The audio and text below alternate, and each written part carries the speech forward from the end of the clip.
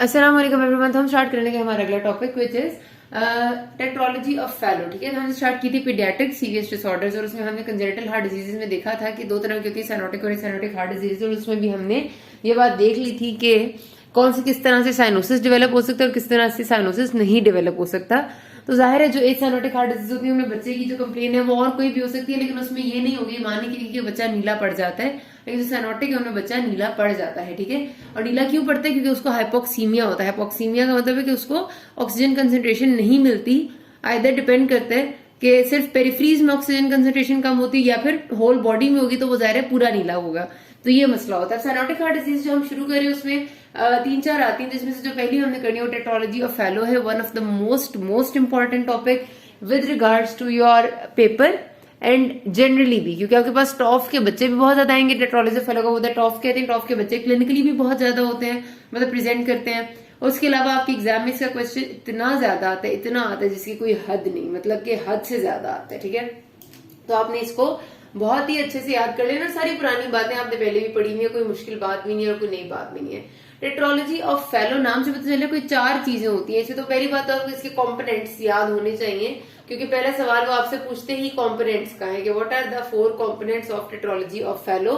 तो P for जो इसके 4 कॉम्पोनेंट्स हैं, इस ऑर्डर में मैं इसलिए लिखती हूँ कि ऑर्डर ऑफ प्रेफरेंस के हिसाब से हम इनको लिखते हैं। किस तरह से कि फर्स्ट ऑफ ऑल यहाँ पर आता है पल्मनरी स्टेनोसिस। ठीक है, उसके बाद V स्टैंड फॉर आपका वेंट्रिकुलर सेप्टल डिफेक्ट यानी VSD, O stand for overriding of aorta.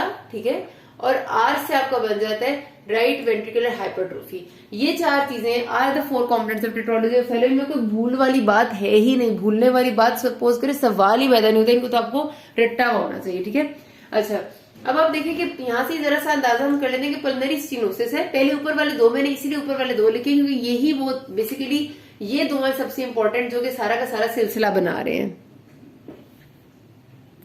तो इसीलिए बेहतर ये होता है कि आप इनको पहले मेंशन करें ताकि देखने वाले को एकदम से अंदाजा हो जाए कि आपको अच्छे से पता है कि राइट वेंट्रिकुलर हाइपरट्रोफी जो है वो बेसिकली एक सेकेंडरी चीज है जो हो रही है रिजल्टिंग फ्रॉम पल्मनरी स्टेनोसिस। मतलब अगर पल्मनरी स्टेनोसिस नहीं होगा तो राइट वेंट्रिकुलर हाइपरट्रोफी होगी कभी नहीं होगी डेफिनेटली, फिर वो टेट्रोलॉजी ऑफ फैलो ही नहीं होगा। तो इसलिए आपने ये बात ध्यान में रखनी कि आप इनको इस ऑर्डर में लिखेंगे तो मार्क्स उतने अच्छे मिलेंगे आपको, और बताने वाले पे बताएंगे तो इंप्रेशन अच्छा पड़ेगा। अच्छा आप देखिए पल्मनरी स्टेनोसिस है। पल्मनरी स्टेनोसिस का मतलब है कि दोनों जगह पर हो सकता है स्टेनोसिस। अगर ये मेरा हार्ट है तो आपको पता है कि पल्मनरी आपका वाल्व भी होता है, इधर जो पल्मनरी वो वाला होता है सेमिलर वाल्व, और उसके बाद ये जो रास्ता सा होता है इसको हम इनफंडिबुलम कहते हैं, मतलब पतला सा जो रास्ता होता है। अब ये जो पल्मनरी स्टेनोसिस होता है मैक्सिमम जो स्टेनोसिस आ रहा होता है वो इनफंडिबुलम वाली जगह पर आ रहा होता है। ठीक है, ये जो रास्ता है ये तंग हो जाता है और इसका मतलब ये है कि जो ब्लड जाना है यहाँ से right and left pulmonary artery में वो सही से नहीं जा सकेगा, बल्कि वहां पर रास्ते में रुकावट आ जाएगी। ये भी कहते हैं कि पल्मनरी स्टेनोसिस पल्मनरी वैल्वुलर स्टेनोसिस भी हो सकता है, लेकिन मोस्ट कॉमनली पल्मनरी इनफंडिबुलर स्टेनोसिस होता है। इनफंडिबुलम का मतलब होता है जो रास्ता है आगे से वो तंग है और उसकी वजह से blood right and left pulmonary arteries में सही से नहीं जा रहा। राइट लेफ्ट पल्मनरी आर्टरीज में जाएगा ब्लड तो ही लंग्स में ऑक्सीजनेशन होगी, वहां जाएगा नहीं तो ऑक्सीजनेशन नहीं हो सकेगी, डीऑक्सीजनेटेड ब्लड ही इधर रह जाएगा। और उसके साथ क्या चीज है वेंट्रिकुलर सेप्टल डिफेक्ट, यानी कि ये मेरे पास जो 2 वेंट्रिकल्स हैं right ventricle and left ventricle, इनके दरमियान में भी सुराख है। अब एक तो मसला ये है कि राइट वेंट्रिकल से आगे जो पल्मनरी रास्ता था वो तंग है, तंग की वजह से आगे ऑक्सीजनेशन के लिए ब्लड जा ही नहीं रहा। दूसरा मसला ये है कि रास्ते में इस जगह पर एक सुराख बना हुआ है, ब्लड कहते हैं उधर नहीं तो इधर से ही, उधर नहीं जाता तो वो यहां से इधर आ जाता है, and this blood is definitely deoxygenated blood. ये डीऑक्सीजनेटेड ब्लड जब लेफ्ट वेंट्रिकल में चला जाएगा और लेफ्ट वेंट्रिकल से ये एओर्टा से पूरी सर्कुलेशन में जाएगा तो डीऑक्सीजनेटेड ब्लड पूरी बॉडी में जाना शुरू हो जाता है। उसके रिजल्ट में बच्चा साइनोज हो जाता है, बच्चा नीला हो जाता है। ठीक है, अब ये वाली चीज तो 2 मेजर चीजें होगी। ठीक है, अब आप देखें कि जाहिर है राइट वेंट्रिकुलर हाइपरट्रोफी जब होता है, सॉरी राइट वेंट्रिकल का जब आगे से रास्ता तंग होता है ब्लड खुल के आगे नहीं जा पाता तो ज्यादा ब्लड राइट वेंट्रिकल में कलेक्ट होने लग जाता है। जब ब्लड राइट वेंट्रिकल में ज्यादा कलेक्ट होता है मतलब प्रेशर राइट वेंट्रिकल पे ज्यादा पड़ता है तो डेफिनेटली उसके रिजल्ट में उसके रिस्पॉन्स में राइट वेंट्रिकल खुद को हाइपरट्रोफी कर देता है। तो यहाँ पर आपको राइट वेंट्रिकुलर हाइपरट्रोफी मिलती है सेकेंडरी टू पल्मनरी स्टेनोसिस। हमने वैसे ही पढ़ा था ना कि अगर पल्मनरी वाल्व भी स्टेनोज हो एक नॉर्मल बंदे में भी, ये तो कंजेनिटल है ना, नॉर्मल बंदे में भी होगा तो भी उसके रिजल्ट में राइट वेंट्रिकुलर हाइपरट्रोफी हो जाएगी, क्योंकि राइट वेंट्रिकल पे प्रेशर ज्यादा पड़ेगा, ब्लड का लोड ज्यादा होगा। तो यहाँ पर भी यही होता है। And overriding of aorta is like aorta ना ऐसे सेप्टम के ऊपर से होके जा रहा होता है, लेकिन इतनी कोई सिग्निफिकेंट बात नहीं होती, मतलब इससे कोई इतना फर्क नहीं पड़ रहा होता। मैं भी आपको तस्वीर दिखाऊंगी तो आपको ज्यादा क्लियर हो जाएगा कि किस तरह से नजर आती है चार चीजें, ठीक है। तो अब यहाँ से आपको पैथोफिजियोलॉजी का भी अंदाजा हो गया कि हमारे पास साइनोसिस क्यों हो रहे हैं और हम इसको क्यों साइनोटिक हार्ट डिसीज कहते हैं, कि हमारा रास्ता पल्मोनरी स्टेनोसिस वाला तंग है। इन दो को आपने नहीं भूलना, ये दो सबसे मेजर चीज है। रास्ता तंग है जी, ठीक है। रास्ता तंग होने की वजह से ब्लड आगे जा नहीं पा रहा सही से, ऑक्सीजनेशन के लिए ब्लड नहीं जा रहा।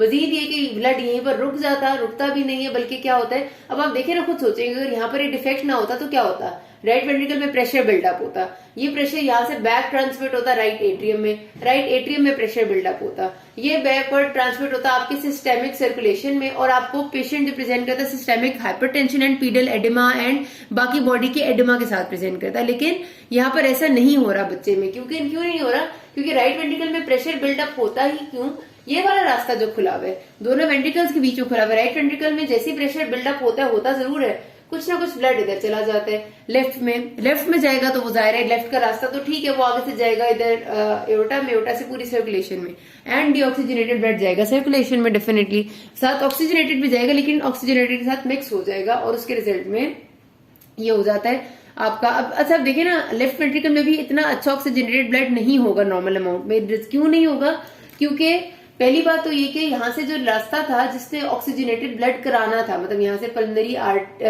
इन्फंडिबुलम से गुजर के पल्मोनरी आर्टरीज के थ्रू ऑक्सीजन होने के लिए ब्लड ने लंग्स में जाना था, ये रास्ता भी तंग है, तो थोड़ा ब्लड ऑक्सीजन लेने के लिए जाता है लंग्स में, थोड़ा ब्लड वापस आता है लेफ्ट एट्रियम में, तो थोड़ा ब्लड लेफ्ट वेंट्रिकल में आएगा। तो इस तरह से लेफ्ट वेंट्रिकल के पास पहले ही ऑक्सीजनेटेड ब्लड थोड़ा होता है, मजीद यहाँ से डीऑक्सीजनेटेड ब्लड उसको एकम्पनी कर देता है, तो बॉडी में जो है वो फिर ज्यादा मतलब मिक्स सा ब्लड जाता है, जिसकी वजह से बच्चा साइनोसिस होता है। अब यही बात है कि ये वाले जो टेट्रोलॉजी ऑफ फेलो है इसकी लाइफ कंपेटेबल विद लाइफ है, ये बिल्कुल आराम से। उसी क्या रीजन है कि इसमें साइनोसिस ऐसा नहीं होता कि बच्चा जिंदा ही ना रह सके, और ना ही मसला ऐसा होता है कि बच्चा एक सेकंड के लिए भी सांस ना ले सके। आप खुद देखिए कि लेफ्ट वेंट्रिकल से मिक्स्ड ब्लड बॉडी में जा रहा है, यहाँ वाला ऑक्सीजनेटेड भी है और इधर वाला डीऑक्सीजनेटेड में मिक्स ब्लड है जो पूरी बॉडी में जाएगा। इसीलिए नॉर्मली कई बार ऐसा होता है कि बच्चे जब बर्थ होती है, अगर किसी ने इनको स्कैन नहीं किया, किसी ने चेक नहीं किया, तो ये पिक भी नहीं होते।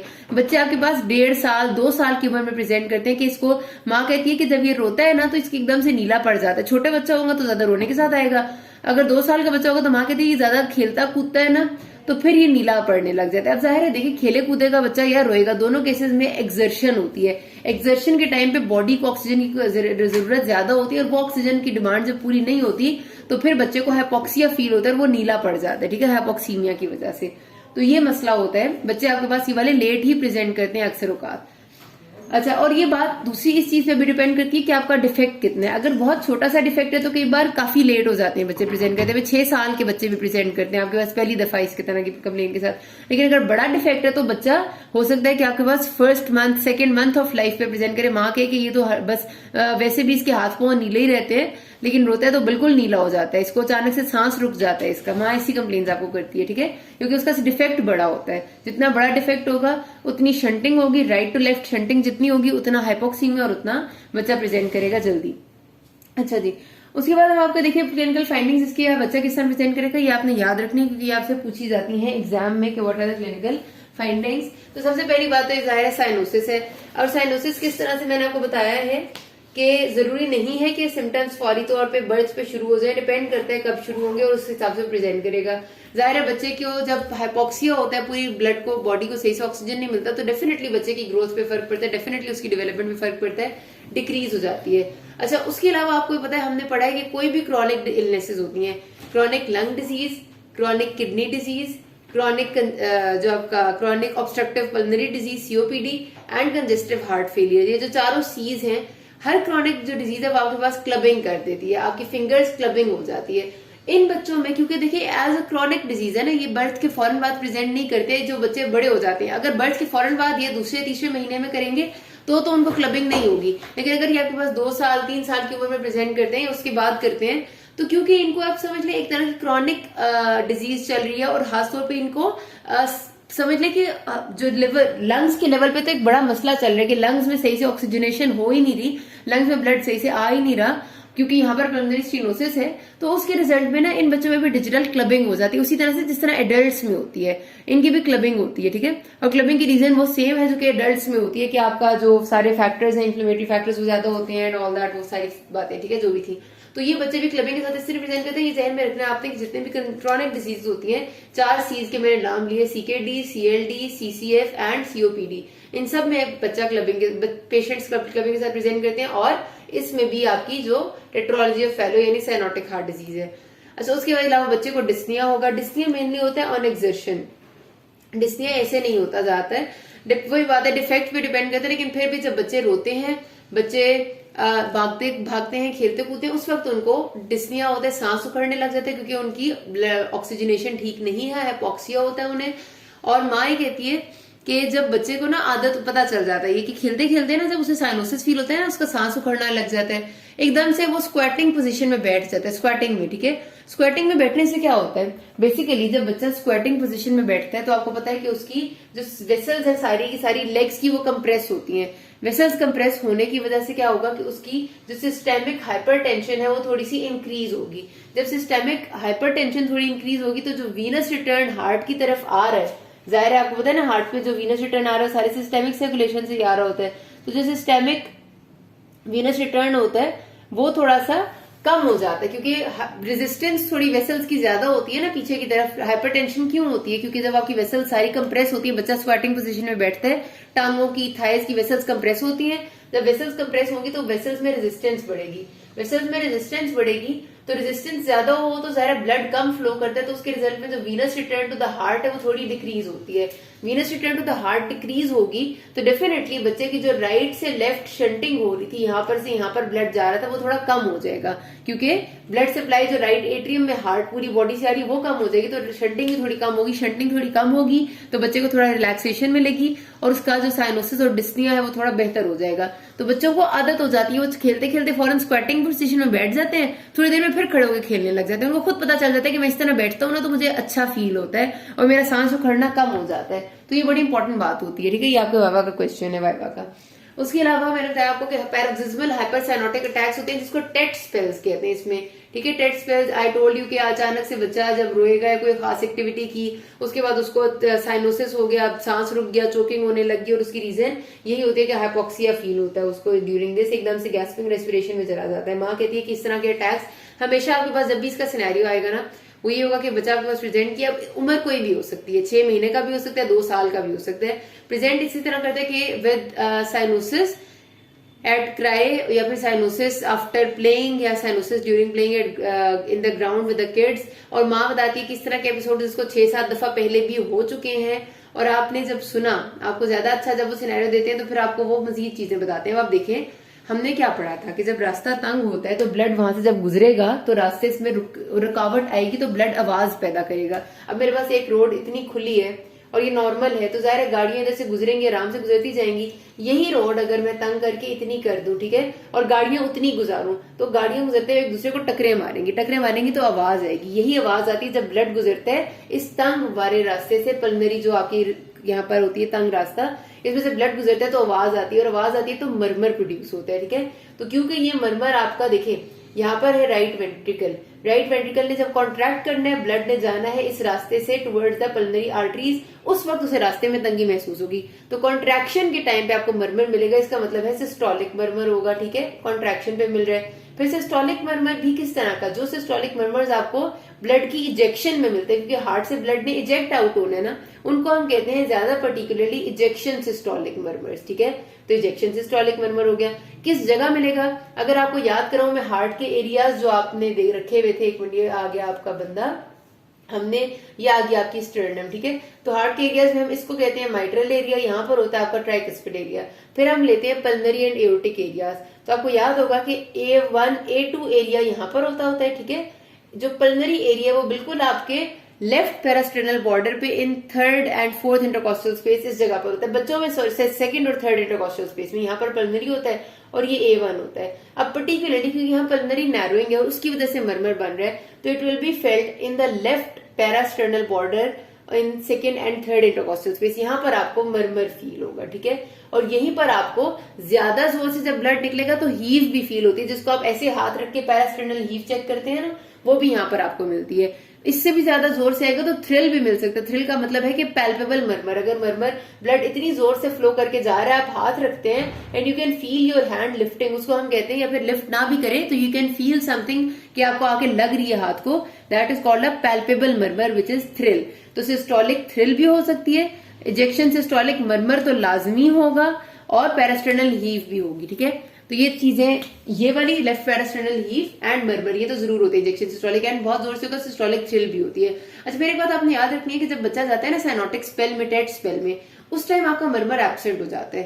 The reason is cyanotic spell के टाइम पे उसका जो ये पल्मनरी वाला रास्ता था ये बिल्कुल ही क्लोज हो जाता है। बिल्कुल क्लोज रास्ता हो जाएगा तो ब्लड फ्लो ही नहीं करेगा, जिसकी वजह से उसका जो मरमर है वो बिल्कुल एब्सेंट हो जाता है। तो बच्चा अगर आपको टेट स्पेल के बीच में मिलेगा तो आपको मरमर सुनाई ना दे, तो आपने ये नहीं कहना इसको टॉफ नहीं है, वो इस वजह से कि उस वक्त मरमर एब्सेंट होता है, रास्ता बिल्कुल बंद हो जाता है। रास्ता बंद इसलिए होता है कि हाइपोक्सिया होता है, एक्सर्शन होती है, रास्ता बंद हो जाता है, मजीद हाइपोक्सिया हो जाता है, ठीक है। इसीलिए उस टेट स्पेल को रिलीव करना होता है ताकि उसका रास्ता खुले। अच्छा जी, उसके अलावा डेफिनेट सी बात है कि जो सेकंड हार्ट साउंड है, जो पल्मनरी और एओर्टिक वाल्व से मिलके बनती होती थी, वो सॉफ्ट होगी। सॉफ्ट इसलिए होगी कि पल्मनरी वाल्व वाला, जो आपको पता है कि जितने भी ऐसी कंडीशंस होती है जिसमें पल्मनरी प्रेशर्स कम हो रहे होते हैं, उनमें सेकंड हार्ट साउंड सॉफ्ट हो जाती है, ठीक है। तो ये हो गई हमारी सारी क्लिनिकल फाइंडिंग्स। तो आपको बताया था, आपके पास जो सिनेरियो आता है उसमें वो आपको बता देते हैं, ज्यादा अच्छा होगा कि there was a murmur at the ejection systolic murmur at the left parasternal border, parasternal heave was positive, ये आपको वो साथ बता देते हैं, ठीक है। उसके बाद आती है आपकी चेस्ट एक्सरे की फाइंडिंग्स। ज्यादा अच्छा सिनेरियो इससे भी अच्छा देते हैं तो चेस्ट एक्सरे की फाइंडिंग्स भी आपको बताते हैं, वो हम अगले पार्ट में करते हैं। किसी कोई मसला हो can ask me. Thank you.